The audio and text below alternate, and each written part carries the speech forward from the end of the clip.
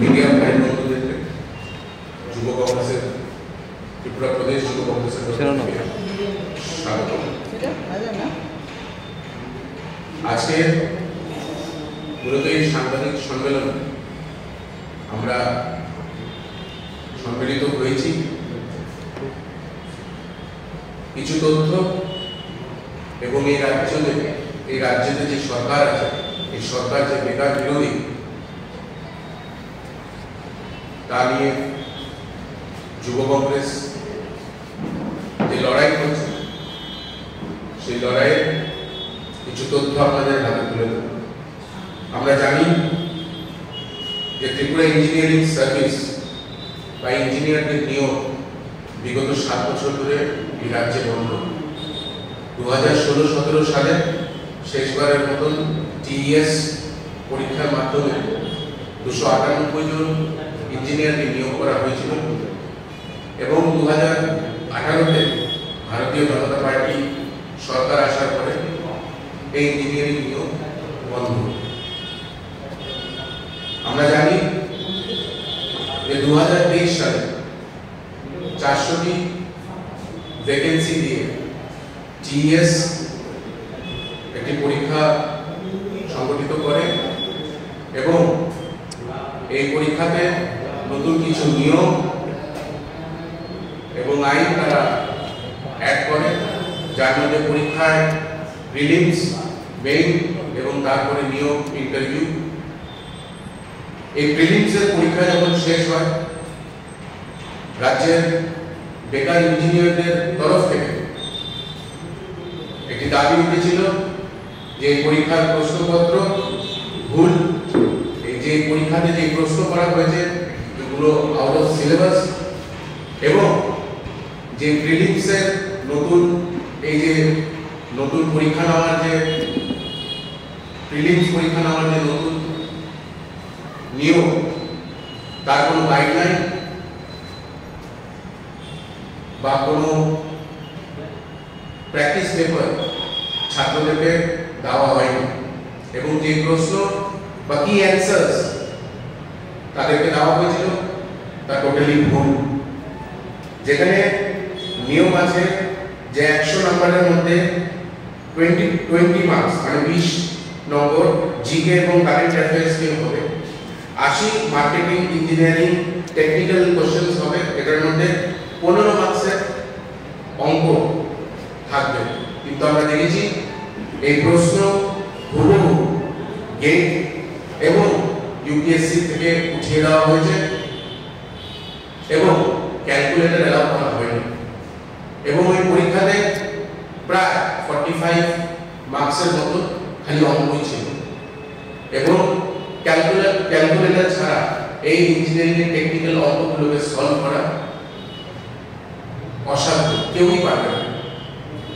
তো তারপরে যখন হাইকোর্টে মামলা করা হয় এবং এই ভুল প্রশ্নের বিরুদ্ধে ছাত্ররা যখন সরব হয়, তখন টিইএস এর থেকে কেউই কোনো রকম সাড়া দেয়নি এবং তারা ভুল প্রশ্নটাকে সত্যি করে কিছু স্টুডেন্টসদেরকে এই পরীক্ষায় উত্তীর্ণ করার একটি কালো ষড়যন্ত্র এবং একটি নীল নকশা এঁকেছিল। সেকেন্ড মে হাইকোর্টের রায় এসেছে, যেখানে আবারও প্রমাণিত হয়েছে যে রাজ্য সরকারের দ্বারা এই নিয়োগ প্রক্রিয়ায় অত্যন্ত মানের দুর্নীতি ছিল এবং হাইকোর্ট রায় দিয়েছে যে প্রিলিমস পরীক্ষা যেন আবার রিচেক করা হয় নতুন কমিটি নিয়ে, যে কমিটিতে পুরনো কমিটির যাতে কেউ না থাকে। এবং আমরা কিছু সূত্রে এবং খবরের কাগজে দেখেছি যে এই দুর্নীতির পেছনে অসীম পাল, এক্সাম কন্ট্রোলার এবং তার ওয়াইফ অঙ্গলিকা, মিসেস অঙ্গলিকা যুক্ত আছে এবং কোটি কোটি টাকা স্টুডেন্টসদের থেকে কমিশন হিসাবে খেয়ে এই পরীক্ষায় পেপার ছিনিমিনি করেছে। আমরা এটাও সূত্রে খবর পেয়েছি, যখন পরীক্ষা হয়েছিল, পরীক্ষার ডেট ছিল জুলাই 16, 2023 এবং পিআরটিসি কে আবার নতুনভাবে নিয়োগ করে এই পরীক্ষা নেওয়া হয়েছিল অক্টোবর 8, 2023 তে। কিন্তু যখন পরীক্ষা নেওয়া হয়েছিল এই আড়াই মাস যে পেপারগুলো কোশ্চেন পেপারগুলো কতটুকু মানে এই কোশ্চেন পেপারগুলো লিক হয়নি তা নিয়ে প্রশ্ন উঠেছে। কারণ যখন পরীক্ষা দিতে গেছিল পরীক্ষার্থীরা সেই কোশ্চেন পেপারের মধ্যে কোনো রকম সিল বা কোনো রকম সরকারি স্বাক্ষর পায়নি। এবং আমরা আরও জানাই যে রাজ্য সরকার বেকার বিরোধী সরকার এবং এই সরকার বারংবার বেকারদের জীবনকে নিয়ে ছিনিমিনি খেলছে।